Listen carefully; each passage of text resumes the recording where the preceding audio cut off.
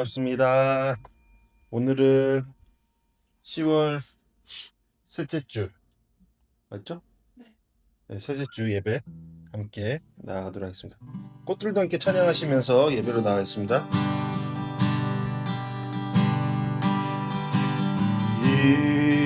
이곳에 생명샘 솟아나 눈물 홀짝 지나갈 때에 호산나 열매 맺히고 웃음소리 넘쳐나리라.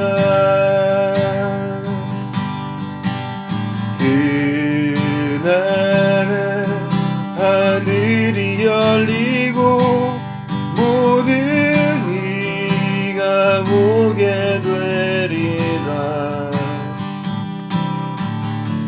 마침내 꽃들이 피고 영광의 주가 오시리라. 꽃들도 구름도 바람도 넓은 바다도 찬양하라 찬양하라 예수를. 하늘을 울리며 노래해 나의 영혼아. 은혜의 주 은혜의 주 은혜의 주. 꽃들도 구름도 바람도 넓은 바다도 찬양하라 찬양하라 예수를. 하늘을 울리며 노래해 나의 영혼아. 은혜의 주 은혜의 주 은혜의 주. 우리 시간 다 같이 예배로 나아가면서 함께 기도하며 나가겠습니다.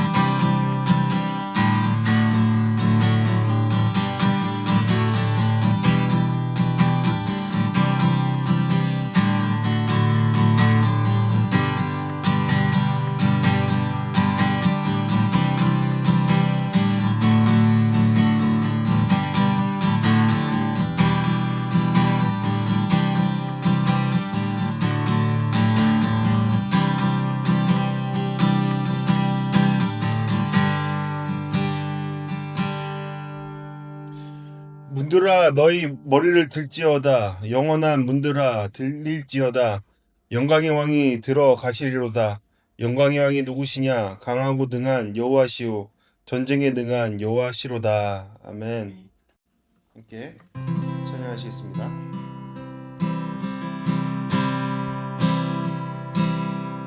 소망 없고 빛도 없는 어두운 세상을 하나님이 사랑하사 우리에게 오셨네.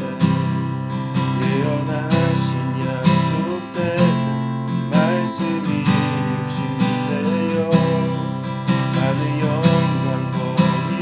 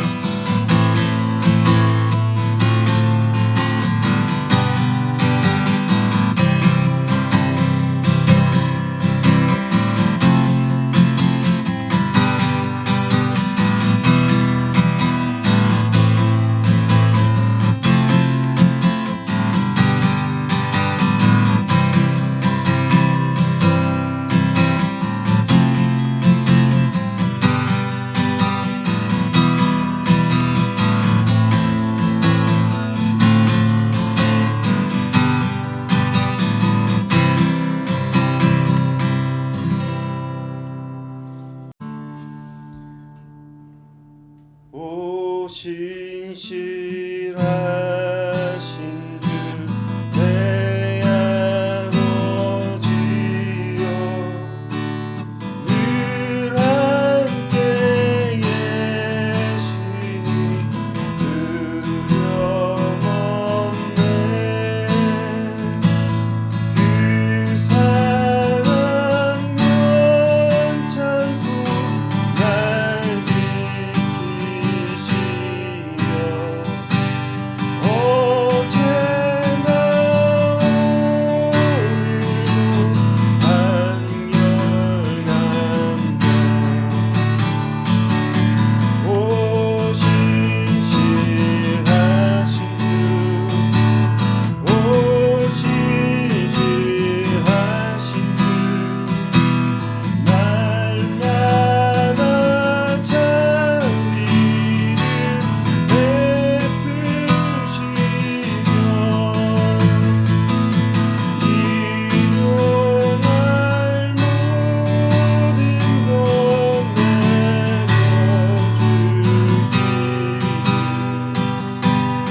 오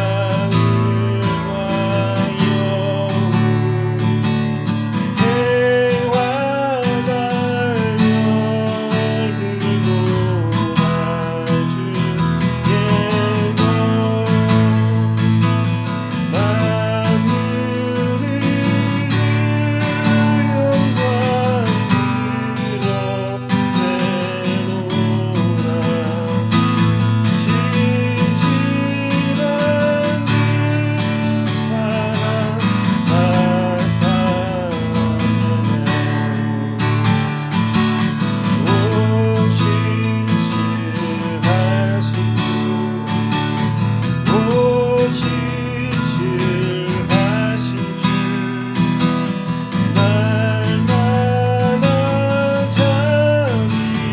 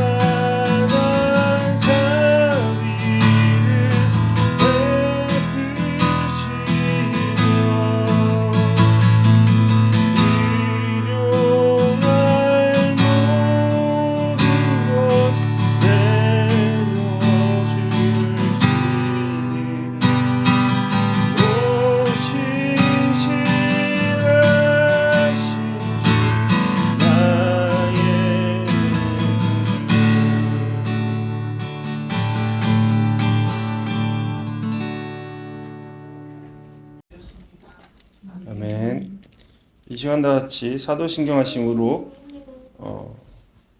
함께 신앙 고백하시겠습니다.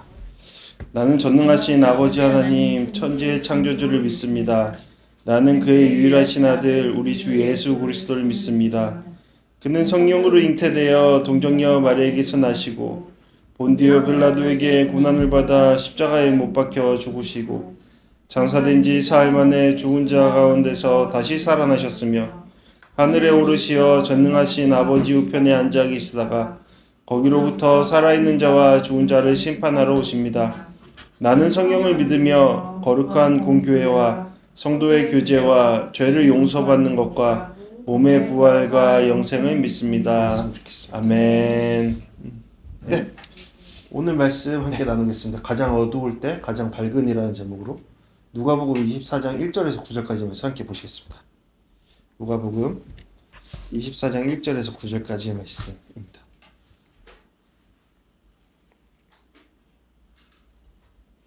제가 읽어가겠습니다. 그 주의 첫날 이른 새벽에 여인들은 준비한 향품을 가지고 무덤으로 갔습니다. 그런데 무덤 입구를 막은 돌덩이가 굴려져 있는 것을 발견했습니다. 그래서 그들이 안으로 들어가 보니 주 예수의 시신이 없었습니다. 그들이 이 일에 대해 어찌해야 할지 몰라 당황하고 있는데 빛나는 옷을 입은 두 사람이 갑자기 그들 곁에 섰습니다. 여인들은 너무 무서워 얼굴을 땅에 대고 엎드렸습니다. 그러자 그 사람들이 말했습니다. 살아계신 분을 왜 죽은 사람들 사이에서 찾고 있느냐? 그분은 여기 계시지 않고 살아나셨다. 예수께서 갈릴리에서 너희와 함께 계실 때 하신 말씀을 기억해보라. 인자가 마땅히 죄인의 손에 넘겨져 십자가에 못 박히고 3일째 되는 날에 다시 살아나야 한다 하지 않았느냐? 여인들은 예수의 말씀을 기억했습니다. 여인들은 무덤에서 돌아와 11 제자들과 다른 모든 사람들에게 이 사실을 모두 알렸습니다. 아멘. 네. 가장 어두울 때 가장 밝은이라는 제목으로 여러분과 말씀 나누겠습니다. 여러분은 지금 가장 밝을 때예요? 가장 어두운 때예요? 어떠신 것 같습니까? 계속 어둡나? 중간? 카일 아이들먼 목사님이 그리스도의 생각사용법이라는 책을 지었는데요. 저번 주에도 이제 언급한 것 같은데 여기에서 이제 그 세스 고딘이라고 하세요? 조금 마케팅 쪽에 조금 관심 있으시면 들어보셨을 건데 마케팅 업계에서는 거의 뭐 최고봉, 뭐 철학자 그리고 베스트셀러 작가입니다. 근데 이 사람에 대해서 좀 언급을 해요, 이 책에서. 그래서 그거를 이야기하고 싶습니다. 세스 고딘이 24살 때 일이었어요. 책 한 권 분량의 원고를 써서 이제 작가로서 활동해야겠다 그래서 출판사에 이렇게 보냅니다. 그런데 그의 노력과 기대와 달리 무려 800통의 거절 답장을 받게 됩니다.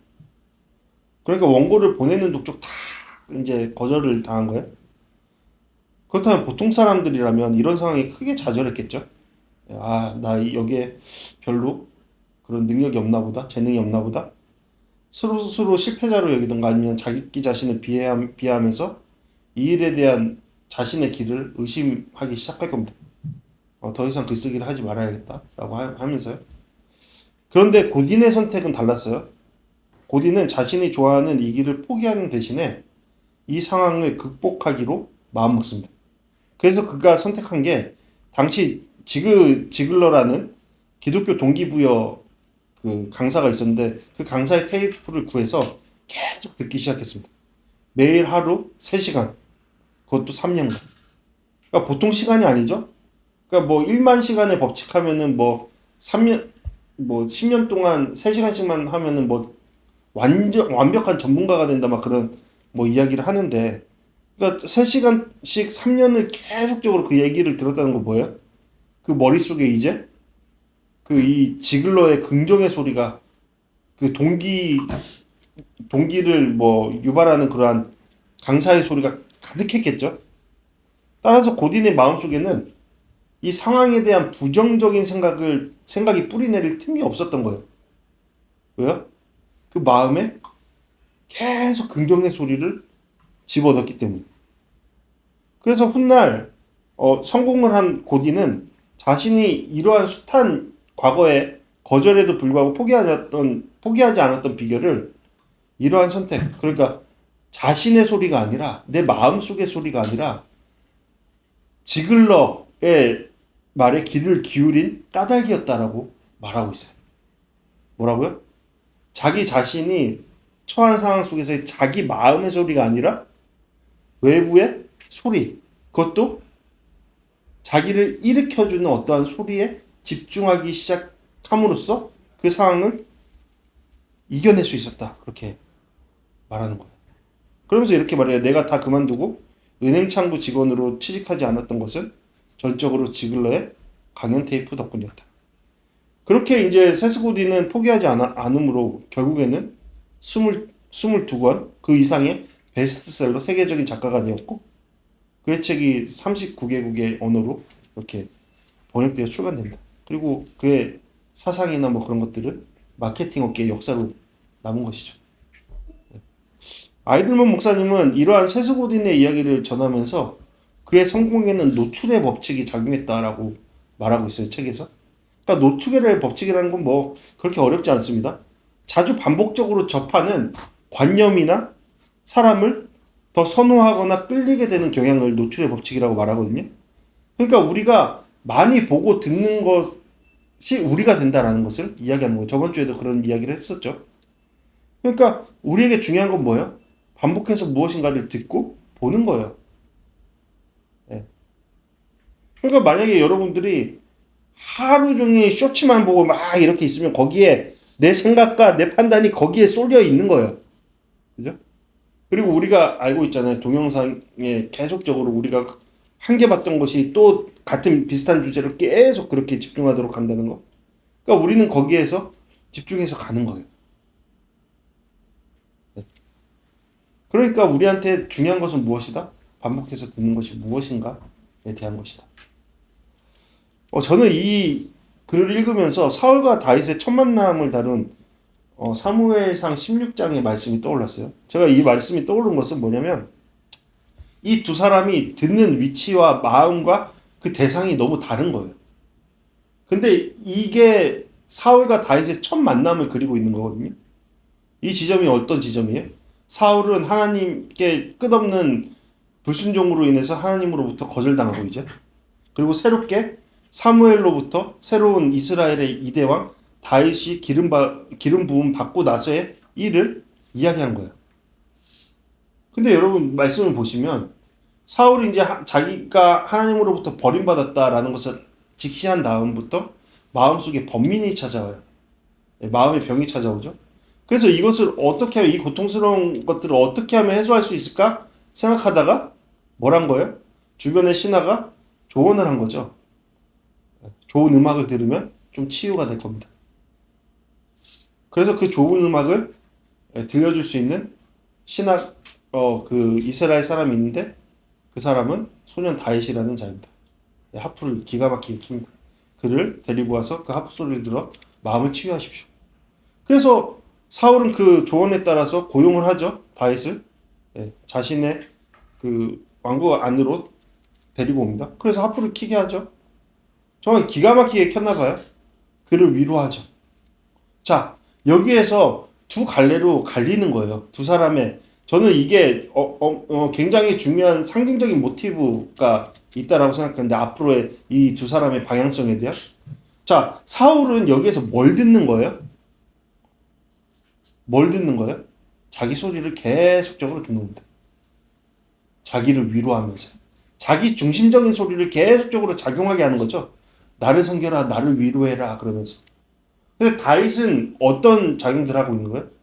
다윗이 하프가 기가 막히게 연주할 수 있었던 이유가 뭐예요? 다윗은 무엇을 위해 하프를 연주해요? 하나님을 위해 연주하죠. 그러니까 이 두 사람의 작용이 듣고 말하고 그러한 어떠한 소통의 작용들이 완전히 다른 거예요. 사울은 나를 위해서, 다윗은 하나님을 위해서. 이 두 사람의 이유의 내용들을 잘 알고 있죠. 그러니까 중요한 것은 무엇이다? 내가 무엇을 듣느냐, 나의 들음은 어디에서 오느냐가 너무나도 중요하다라는 거예요. 그래서 우리가 요한복음 말씀 계속 보고 있는데 요한복음 10장 말씀에서 예수님께서 말씀하시잖아요. 양들은 목자의 음성을 듣고 그 음성을 따라간다. 거짓 목자를 따르지 않는다. 왜요? 거짓 목자의 음성을 들을 수가 없어서, 들을 능력이 없어서. 그러니까 참된 양은 선한 목자의 음성을 듣는다라는 것이죠.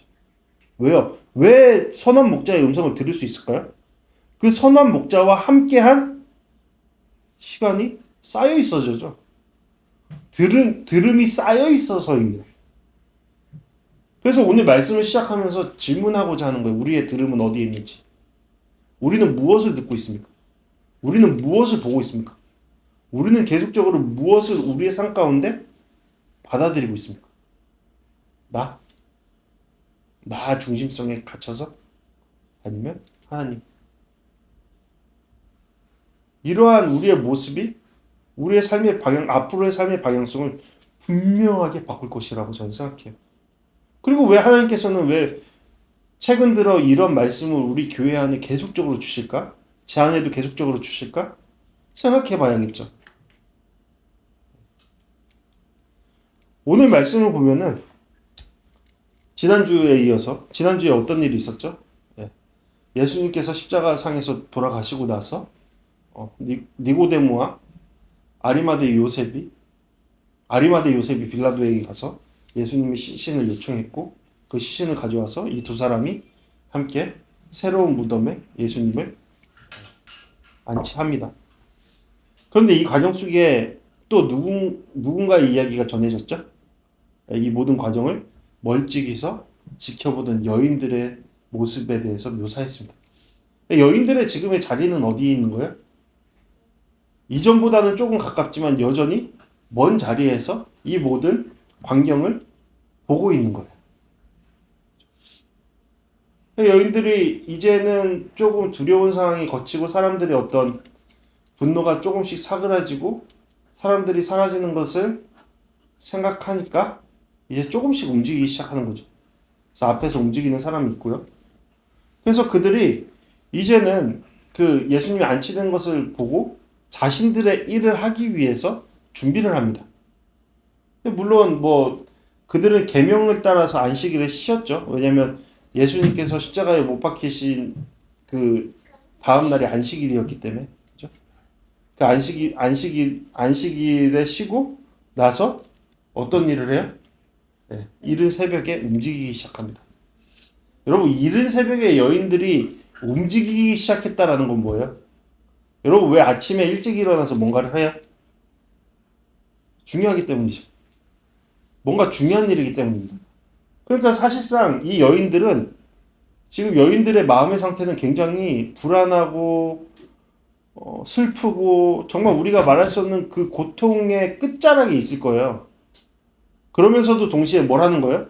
자신들이 해야 될 일을 하는 거죠. 존경하던 선생님, 우리가 생명이라고 여기고 진리라고 여겼던 선생님의 마지막을 어떻게든 이렇게 잘 보내드리기 위해서 애쓰려는 그 여인들의 모습이 있는 거예요.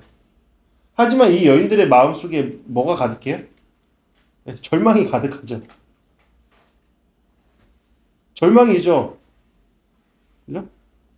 자신의 선생님, 자신을 인도할 선한 목자 되신 예수님이 그들의 보는 앞에서 그들이 목격한 바 너무나 비참하게 죽음을 맞이했기 때문이죠. 심정이 이루 말할 수 없었을 거예요. 말할 수 없을 거예요. 없었을 거예요. 하지만 분명한 것은 이들은 조금씩 앞으로 나아갔다라는 거예요. 물론 그곳이 무덤이었을지언정. 그런데 2절 말씀을 보면 무덤을 향해서 어쨌든 준비한 것들을 예수님이 잘 보내드리기에 그 향품을 들고 가는데 무덤 앞에 보니까 가까이 갔는데 무덤에 돌덩이가 이제 굴려져 있는 거예요. 근데 당시로서는 이 돌덩이가 입구를 막았거든요. 근데 지금처럼 이렇게 동그래 갖고 사람들이 밀 수 있는 구조도 아니었고 정말 온 힘을 다해도 이렇게 옮길 수 없을 만큼의 어떠한 견고함이 그 입구 안에 있었거든요. 왜냐하면 당시에는 막 그 시체들 훼손하고 막 도굴해 가고 막 그런 사람들이 많았잖아요. 그러니까 예수님이라는 이 유명인에 대한 어떤 그 시신에 대해서 얼마나 많은 관심이 있었겠어요. 어찌되었건 이 새무덤에 이 앞을 막았던 이 돌덩이가 이렇게 옮겨져 있는 거예요. 여인들은 가면서 놀랬죠. 우리가 너무 잘 아는 내용이지만 한번 상상해 보자고요. 놀랬을 거예요. 가까이 가면 갈수록 저게 뭐야 하다가 가까이 가면 갈수록 정말 놀라움의 연속이었을 거예요. 그러니까 이 놀라움은 기쁜 놀라움이 아니라 슬픈 막 어둠의 놀라움이죠. 근데 가면 갈수록 이 어둠의 그늘은 더 강렬해져요. 이 여인들은 놀라서 들어가요. 근데 뭐가 없어요?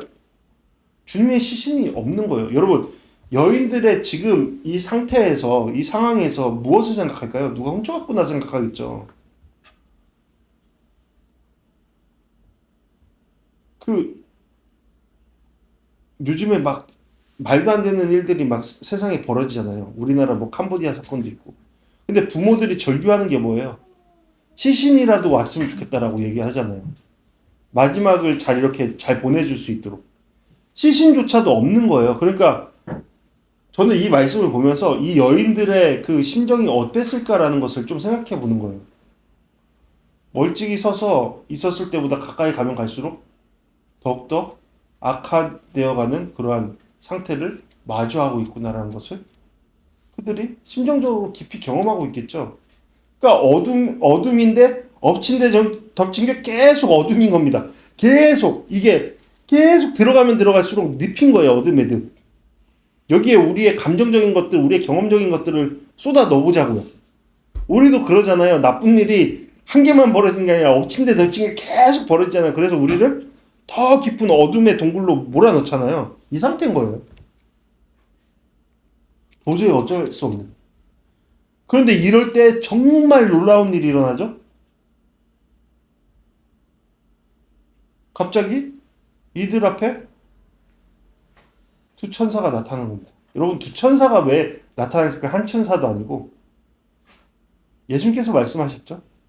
두 증인에 대해서 너희가 무엇을 증언할 때 두 사람이 필요하다. 뭐 그런 말씀하셨잖아요.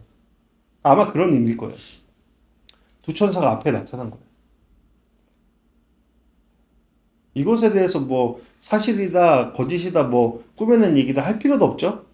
우리는 이러한 성경의 말씀을 절대적인 것들을 믿으니까요. 앞에 보니까 두 천사가 나타난 거예요.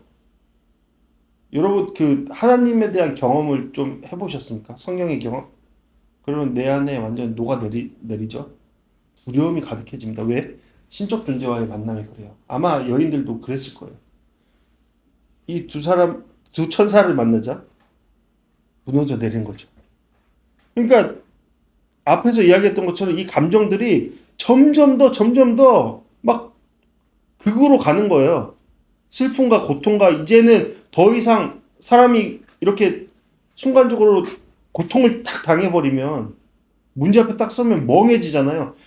도저히 할 수 없어서 그런 상태잖아요. 그 상황에 있는 거예요. 그래서 엎드립니다. 엎드리죠. 저는 이 이후의 장면이 굉장히 중요하다고 생각하는데요. 막 여인들이 안절부절 못하고 막 이렇게 하고 있는데 그 순간에 천사가 말하죠. 뭐라고요? 첫 번째, 살아계신 분을 왜 죽은 사람들 사이에서 너희들이 찾고 있느냐 말이에요. 그분은 여기 계시지 않고 살아계셨다. 부활하셨다 이렇게 말씀하시는 거죠. 그러니까 너희들이 지금 보는 이 시각, 이 판단 이거 틀렸다. 그 말을 하는 거예요. 근데 이 말에는 책망의 어조가 있는 거예요. 너희들 왜 그것도 생각하지 못하냐? 그것도 판단하지 못하냐? 너희들 지금껏 예수와 함께 보낸 시간이 얼만데 너희들이 보고 듣고 경험한 것이 얼만데 너 그것밖에 못하냐? 라는 어떠한 책망의 소리가 있는 거예요. 물론 이 여인들을 찍어 누르려는 책망이 아니라 깨우쳐 주려는 책망이겠죠. 그러면서 6절 말씀, 오늘의 핵심이라고 생각하는데 그분은 여기 계시지 않고 살아나셨다. 그러면서 부활에 대해서 선포하면서 동시에 뭐라고 해요? 예수께서 갈릴리에서 너희와 함께 계실 때 하신 무엇을? 말씀을 기억하라. 그러니까 계속 들어가는 어둠 속에서의 그것을 딱 하고 전환시켜주는 딱 그 지점, 그 포인트가 바로 여기 있는 거죠. 뭐요? 예수께서 지난 시간 너희 가운데 말씀하신 것들을 기억해라. 너희들이 지금 엄청난 두려움 속에서 그것을 다 잊어버리고 너희들의 생각으로 가득 차고 느낌으로 가득 차 있는데 이것을 던져버리고 너희들이 이전에 경험한 그 예수 그리스도 그리고 살아계신 말씀을 기억해라 라는 거예요.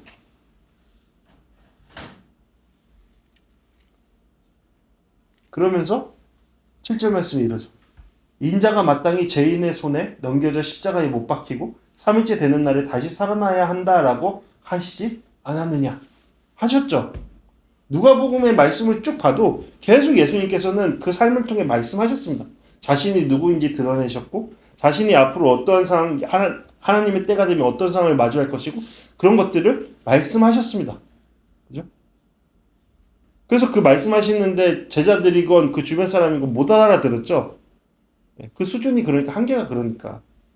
그래서 심지어 베드로는 그럴 수 없습니다! 라고 막 앞장서서 절대 그럴 수 없습니다. 그러니까 예수님께서 야, 이 사탄의 자식아, 너 비켜. 너 길 막지 마. 그렇게 말씀하시기도 하셨잖아요. 그러니까 예수님께서는 분명히 말씀하셨고 그것도 보여주셨어요. 하나의 증거로. 뭐예요? 우리가 요한복음 11장을 말씀을 보잖아요. 요즘에 나사로의 부활이죠. 그 사건을 통해 모든 생명과 모든 것들이 하나님 손에 있다는 것을 보여주셨죠. 그러니까 이 일이 가능하다는 것을 계속적으로 증명해 보이셨어요. 그런데 그것을 기억하지 못했죠. 왜요?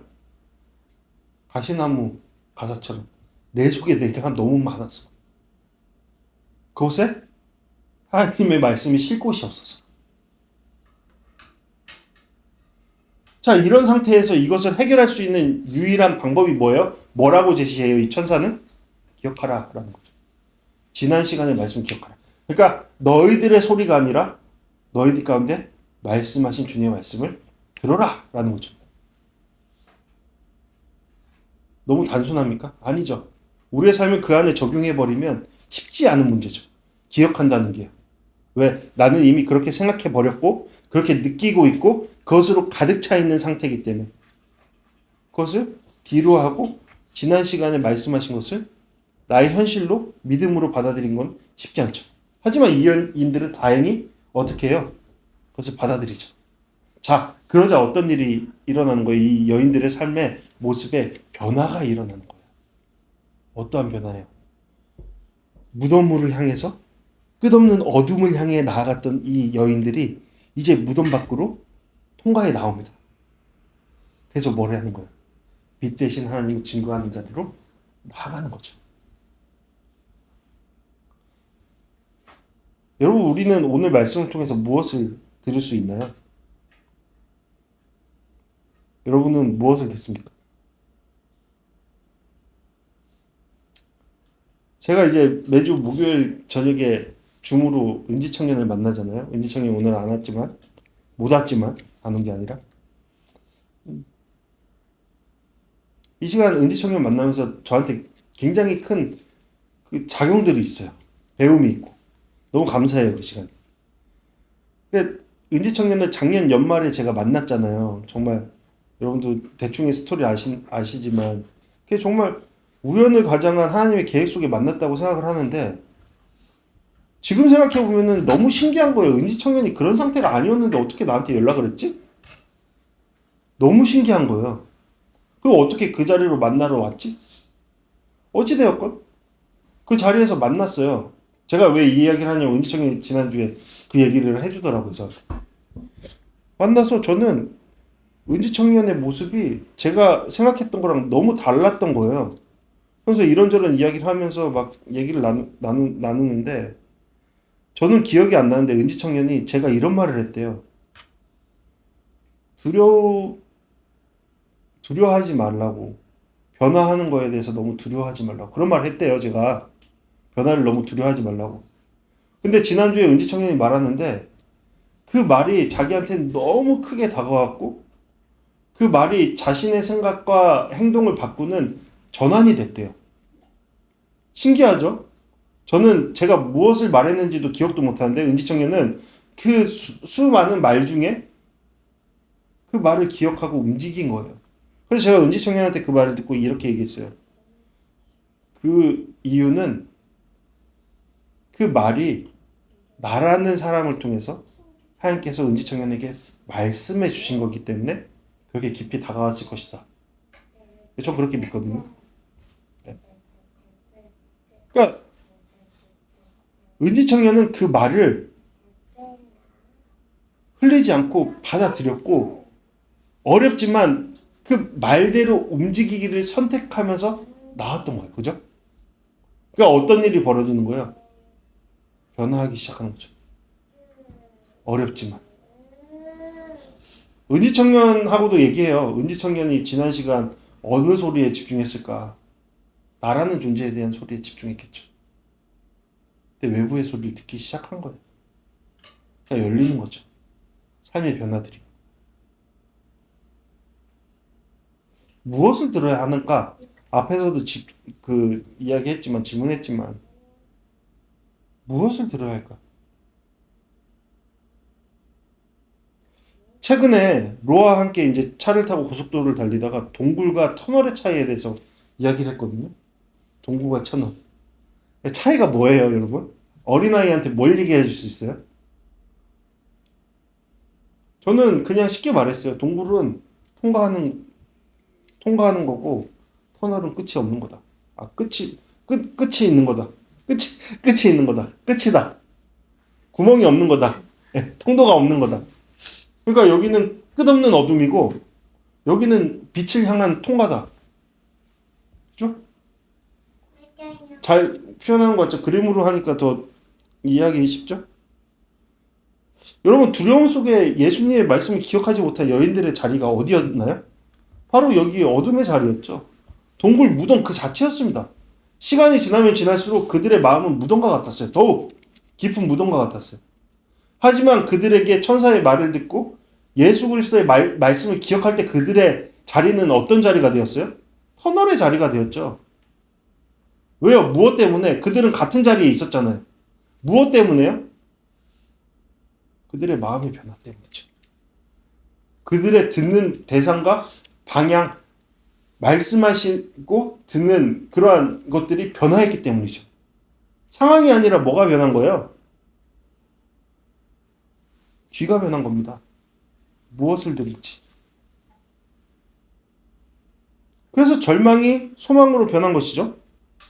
여러분, 우리의 인생에도 무덤과 같은 시간들이 있어요. 우리의 삶에도 실패할 때도 있고 상실할 때도 있고 두려워할 때도 있고 변화가 더뎌서 힘들 때도 있고 답이 안 보여서 막막할 때도 있고.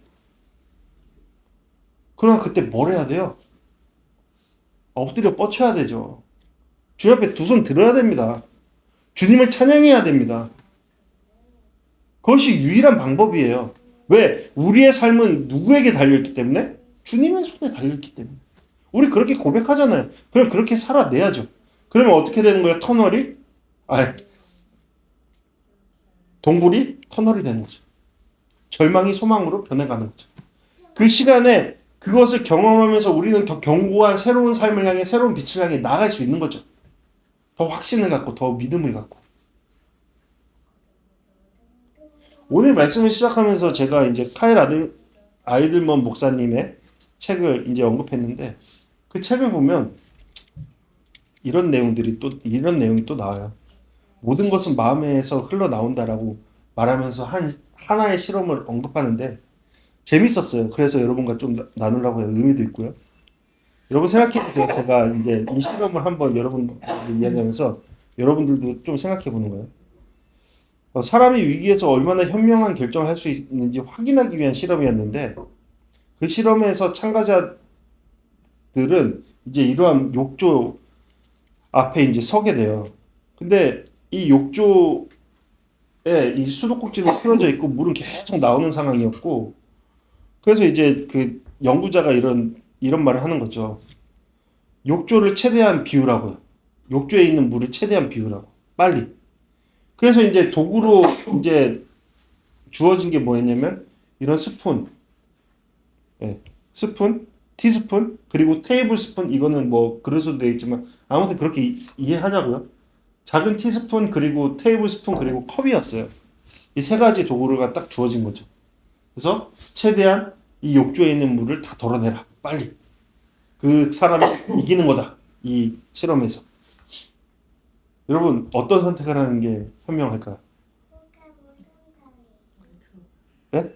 물에 들어가 버려? 대부분 이제 도구를 세 개를 줬으니까 대부분 큰 컵을 통해서 물을 빼는 거를 선택을 하죠. 예, 보통 사람들이 다 그러죠. 집사님처럼 이렇게 상상력이 풍부한 사람은 물에 들어가서 물을 한순간에 빼버리지만 아무튼 근데 거기에서 참가한 사람 중에 몇몇이 이것을 즉각적으로 행하지 않고 생각을 해요.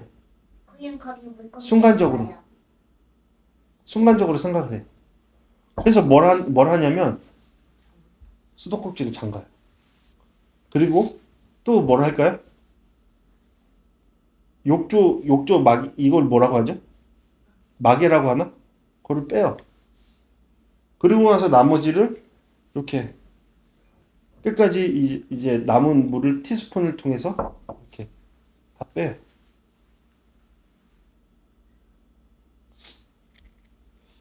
이거 무슨 말일까? 사람들은 위기에 처하면 자기가 생각하는 최선의 것을 행하려고 해요.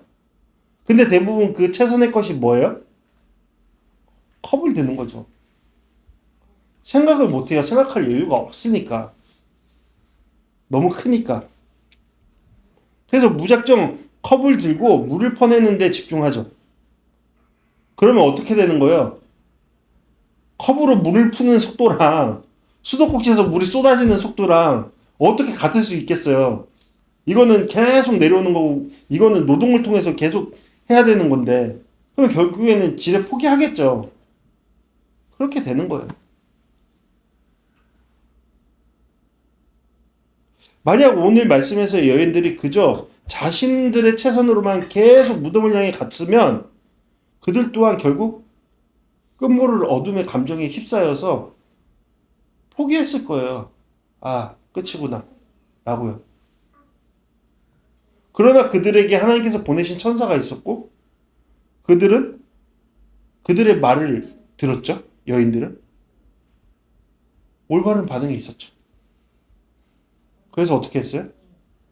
흐러져 나오는 수도꼭지, 자신들을 향해서 쏟아져 나오는 그 두려움의 수도꼭지를 잡고 자신의 마음속에 가득 차 있는 자신의 생각, 느낌, 감정들을 다 빼버렸죠. 그리고 나서 그 가운데 무엇을 느끼기 시작했어요? 하나님의 말씀을 느끼기 시작했죠. 이전에 그들과 함께 하셨고 여전히 그들 가운데 함께 하시는. 우리에게도 바로 필요한 게 바로 이것이죠. 나의 마음의 소리를 듣는 것이 아니라 나의 마음속에 계속적으로 말씀하시는 주님의 말씀을 듣는 것.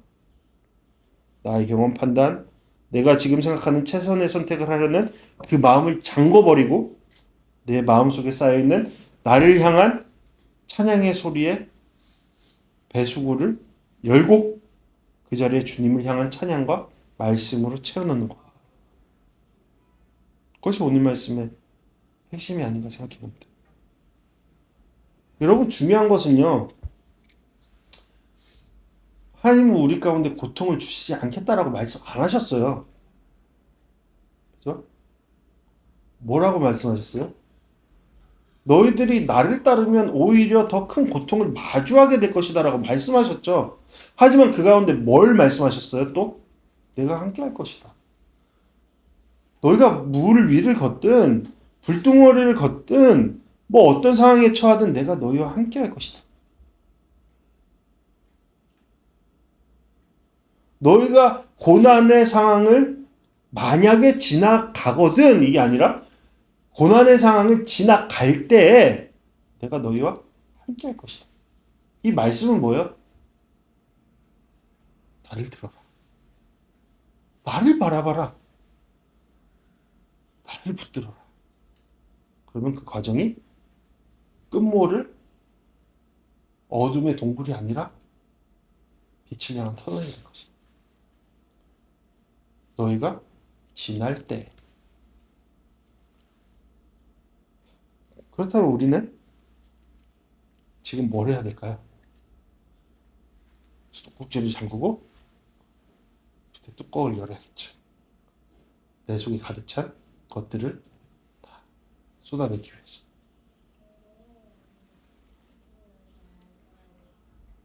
오늘 말씀을 마무리하면서 모세 이야기를 해볼까 합니다. 출애굽기를 보면 하나님께서 바로의 억압으로 인해 고통 가운데 놓여 있는 이스라엘 백성을 구출하라는 명령을 모세에게 하시죠. 그런데 그 명령 가운데 모세는 어떠한 모습을 취해요? 자신의 형편을 살핍니다. 자신의 능력이요. 그래서 뭐라고 얘기해요? 나는 도저히 거기에 적합한 인물이 아닙니다라고 얘기하죠. 나는 그럴 만한 자격이 없습니다. 다른 힘을 찾아보세요. 그때 하나님께서 뭐라고 말씀하세요? 모세에게? 뭐라고 말씀하세요? 너 그럴 만한 충분한 능력이 있어. 너 자신을 믿어. 너 할 수 있어. 그렇게 말씀하시나요? 아니죠. 뭐라고 말씀하세요? 너의 입과 귀와 그 모든 것들을 창조한 나를 기억하라. 창조주신 하나님을 기억하라라고 말씀하시죠. 왜요? 능력은 누구 가운데 있기 때문에? 하나님께 있기 때문에. 그 능력의 주님, 창조주 되신 주님을 기억하라. 들어라. 그분을 붙들고 나아가라. 라는 주님 말씀이시죠. 오늘 말씀의 여인에게도 마찬가지였죠. 그들 자신들의 한계가 아니라 그들 자신들의 어떠한 능력이 아니라 주님의 계획 속에 그 일을 행하시는 주님을 기억하라 라고 말씀하십니다. 여인들은 그런 주님을 기억하기 시작했고 그럴 때 더 이상 여인들의 자리는 어둠과 죽음의 자리가 아니었습니다. 빛과 생명의 자리, 빛을 선언하고 빛 가운데 거하는 자리가 되었던 것이죠. 우리 또한 그래야 되겠죠? 우리를 머물게 하며 끝없는 절망의 자리로 이끄는 나의 생각, 나의 두려움, 나의 마음, 나의 경험, 나의 고통의 수도꼭지 그것을 끄고 나를 향하신 주님의 부르심을 듣는 우리가 되어야 할 겁니다.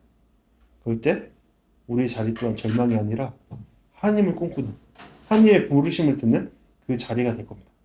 그러함으로 우리를 부르시는 주님의 음성에 따라 움직여가는 우리의 삶의 모습이 되겠죠.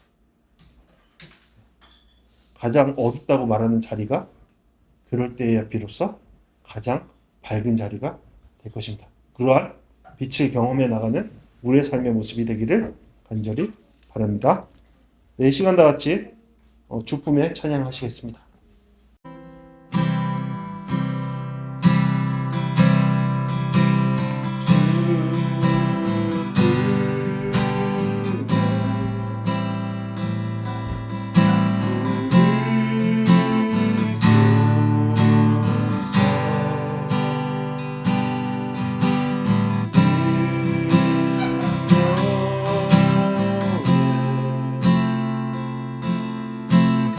할로